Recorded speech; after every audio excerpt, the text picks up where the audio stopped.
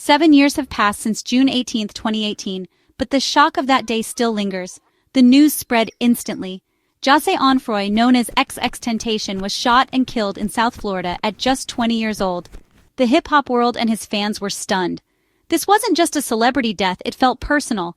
Makeshift memorials appeared overnight and social media overflowed with grief and disbelief. Artists from every corner of the industry paid tribute, showing just how far his influence had reached. He had just released his #1 album, ? And was talking about change and positivity. There was hope he was turning a corner, leaving controversy behind for a new chapter. His death ended that story abruptly, leaving a universe of what-ifs. The loss forced a generation to confront the fragility of life, violence, and the pressures of fame. The shock has faded, but the memory of that day remains a heavy presence. It marked a turning point for artists and fans alike, a somber reminder of how quickly everything can change. The music stopped, but the legend of XXXtentacion was sealed in time. We're still left trying to make sense of what was lost and what remains. June 18th became the day the world realized just how much one artist could mean. Before the fame, Jocelyn Flores was a kid from South Florida, shaped by hardship and survival. His early life was chaotic, moving between homes and facing trouble at every turn. Music became his escape, and SoundCloud was his stage. He uploaded raw, experimental tracks, building a fiercely loyal following outside the mainstream. Collaborating with Ski Mask, the Slump God, he helped form collectives like Members Only, igniting a movement. Their sound was abrasive, lo-fi, and unapologetic, a fusion of rap and punk energy. This wasn't music for the radio, it was for outsiders, for anyone who felt unheard. The authenticity drew people in, laying the foundation for everything that followed. The SoundCloud era was where he found his voice and proved an artist could build a massive fan base without industry support. He became a pioneer of the digital underground, leading a revolution from his bedroom. The legend of XXXtentacion started not in a studio but in the chaos and power of the SoundCloud scene. That digital uprising changed music forever. Every artist has a breakthrough, and for XXXtentacion it was Look at Me. The track was pure aggression, distorted, loud, and impossible to ignore. His delivery was a guttural scream, the lyrics confrontational and raw. It was the anthem of a generation ready to rebel. Released on SoundCloud, it went viral in 2017, fueled by controversy and a beef with Drake. But the song's power was more than drama. It was a primal, rebellious statement, Look at Me. Climbed the charts with no radio play, proving the internet could make stars overnight. X became the face of a new era. Kids were the curators, and their clicks created stars. The song introduced the world to his chaotic, confrontational style. It was the battering ram that broke down the industry's doors. After Look at Me, the world had no choice but to pay attention. It was messy, loud, and effective, a demand to be seen and heard. And it changed everything for XXXtentacion. Beyond the aggression, XXXtentacion's true impact was his vulnerability.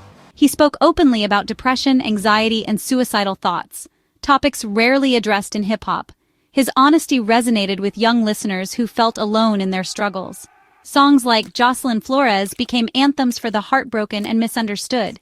He used music as therapy, creating a safe space for fans to confront their own pain. His message, "You are not alone." For many, he was living proof. This focus on mental health became a cornerstone of his legacy. He wasn't just a rapper, he was a lifeline for a generation in pain. With his debut album 17, XXXtentacion revealed the depth of his artistry. The album was a stark, lo-fi exploration of grief and depression, a bold departure from his earlier rage. It was short but powerful, debuting at #2 and becoming a blueprint for emo rap. For fans, it was a masterpiece, a companion for their darkest moments. His second album, ? Showcased his versatility, blending rap, rock, R&B, and even Latin pop. The album debuted at #1 with hits like Sad, becoming posthumous chart toppers. ?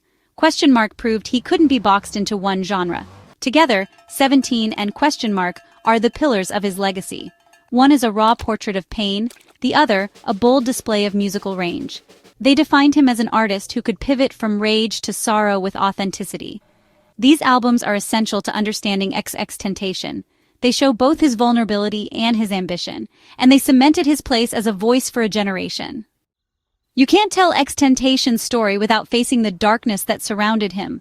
His rise was shadowed by serious allegations of violence and abuse. This created a painful duality, an artist offering solace to millions yet accused of horrific acts. The debate raged: can you separate art from artist? Some said no, arguing that supporting his music meant ignoring the pain he caused. Others pointed to his troubled past and mental health struggles, seeking nuance but not excuses. His music was a window into his turmoil, but the harm he inflicted couldn't be ignored. The debate remains unresolved, a central part of his legacy. XXXtentacion forced us to ask, where is the line between talent and accountability? His life embodied the contradiction of brilliance and deep trouble. His legacy is as influential as it is troubled. After his death, XXXtentacion's story continued through posthumous releases and projects managed by his estate. His music surged in popularity, and fans clamored for more. The first posthumous album, Skins, arrived quickly, feeling raw and unfinished. Bad Vibes Forever followed, sprawling and packed with guest features but lacking cohesion. Fans cherished new music, but critics questioned whether these releases honored his vision. The ethics of posthumous albums became a heated debate. Should unfinished work be released at all? Beyond music, his estate launched merchandise and a Hulu documentary, Look at Me, XXXtentacion. The documentary tried to show the full picture, genius and controversy alike. These efforts kept his name alive, but also sparked accusations of image sanitization.